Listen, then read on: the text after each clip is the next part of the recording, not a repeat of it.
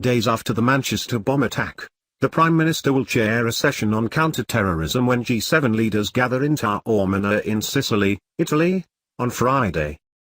A senior government official said she would be coming forward with a series of proposals for members to strengthen their hand by adopting a common approach to dealing with the industry. While Mrs. May will acknowledge the industry has been taking action to remove extremist content, she will say they have not gone far enough and need to do more. She will argue that as Islamic State loses ground in its heartlands in Iraq and Syria, the threat from extremism is evolving rather than disappearing, with the fight moving from the battlefield to the internet. Advertisement. This sort of material being on the internet is obviously harmful. It has in the past been linked to acts of violence, and the less of this material that is on the internet, that is clearly for the better, one official said.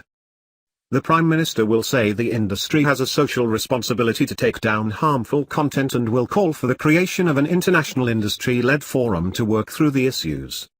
Among the specific proposals, she will say companies should be encouraged to develop tools which automatically identify and remove harmful material based on what it contains and who posted it. Mrs. May will say companies need to block users who post extremist content and inform the relevant authorities when they identify harmful content so appropriate action can be taken. She will also call for industry guidelines to be revised by the tech companies to make absolutely clear what constitutes harmful material, with those that fail to do so being held to account.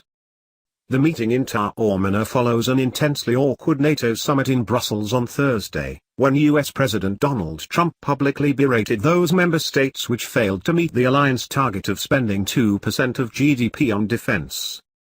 Mrs. May has already made clear she intends to curtail her visit to the G7 in the wake of the Manchester attacks.